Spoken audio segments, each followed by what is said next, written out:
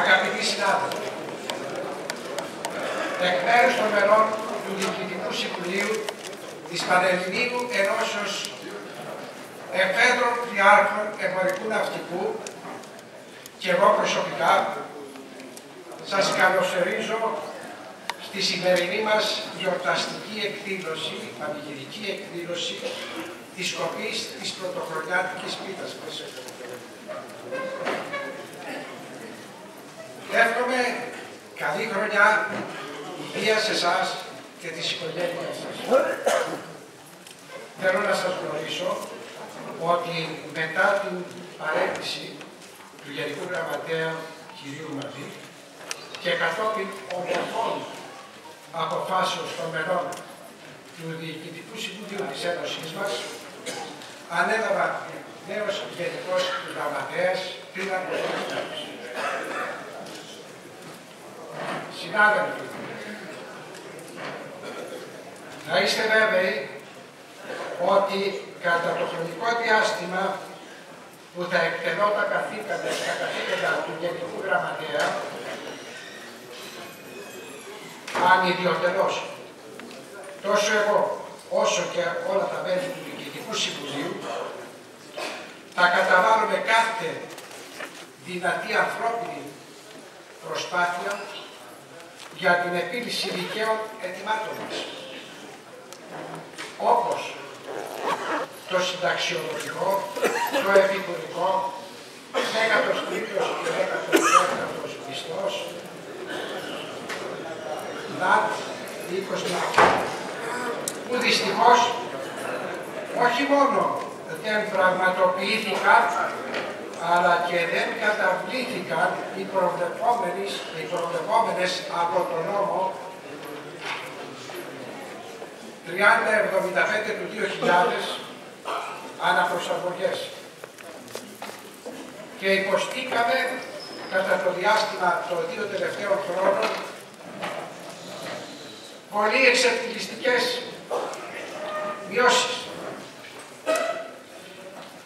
Και γι' αυτό που είμαστε μια ζωή και για την προσφορά μας στην εθνική μας οικονομία και όχι μόνο στη σημερινή δύσκολη οικονομική συγκυρία που βρίσκεται η χώρα μας, αν και δεν είμαι τα υπεύθυνοι εμείς, σαν Έλληνες πλοίας, με τη φιλοπατρία και το φιλότιμο που μας διέπει,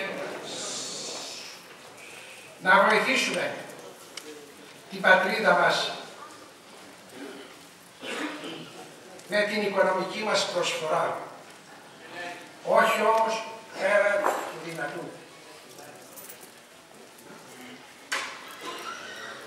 Άλλωστε, έχουμε επιδείξει ότι σε καιρούς ειρήνης ή πολέμου, ο Έλληνας πλοίαρχος, ο Έλληνας ναυτικός έχει προσφέρει τα μέγιστα όσο κανένας άλλος κλάδος εργαζομένου. Με το πολύτιμο συνάλλαγμα, ναυτιλιακό συνάλλαγμα, και με τη θυσία της ζωής του κατά τον Δεύτερο Παγκόσμιο Πόλεμο χάθηκαν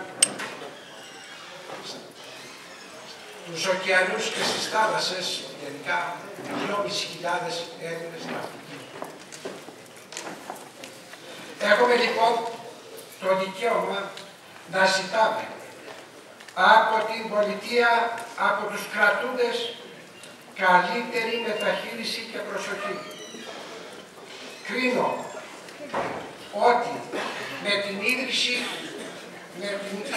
του Υπουργείου Εμπορικής Ναυτιλίας, όσο είναι γρηγορότερο, είναι επιβεβλημένο για την οικονομία της χώρας μας.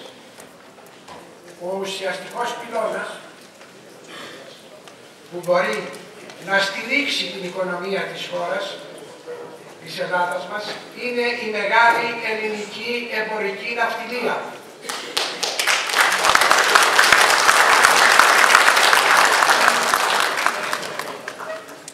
Υπουργός Ανάπτυξης και Ανταγωνιστικότητας και Ναυτιλίας, ο κύριος Άντωνης Γεωργιάδης, προημερών μας διαβεβαίωσε για την ανασύσταση του ΙΕΝ. Το ευχόμαστε το συντομότερο. Συνάδελφοι, ολοκληρώνοντας την ομιλία μου, θέλω να σας υπενθυμίσω ότι τα εγγεγραμμένα μέλη στην Ένωση μας είναι 2.378. 2.378. Κοινή προσπάθειά μας θα είναι να εγγραφούν και άλλοι συνάδελφοι, να γίνει πιο αισθητή, πιο δυνατή η παρουσία μας και να ακουστεί πιο βροντερή η φωνή μας σε κάθε κάλεσμα της Ένωσής μας.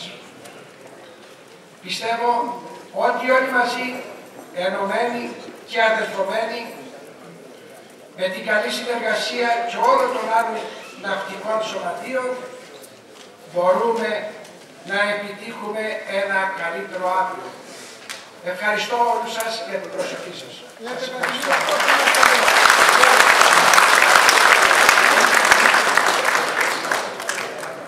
Το λόγο τώρα έχει ο πρόεδρος της ενώσεώς μας, καπετάν Γιώργος Δεωνάς.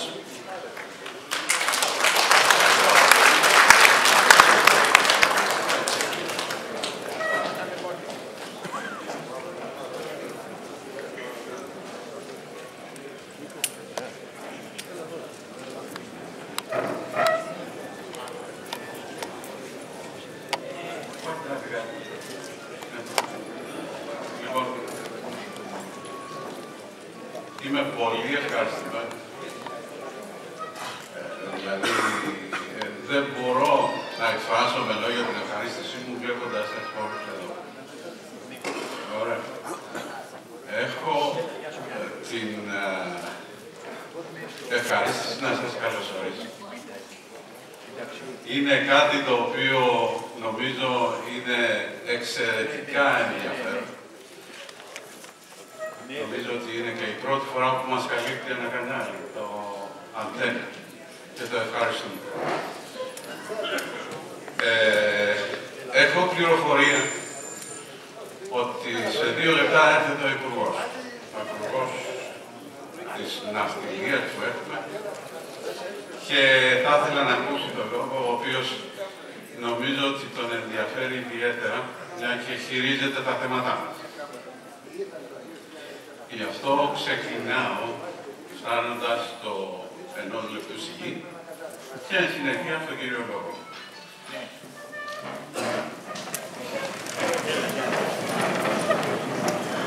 Γιατί θα μας δείξει ο Αντένας. Έχουμε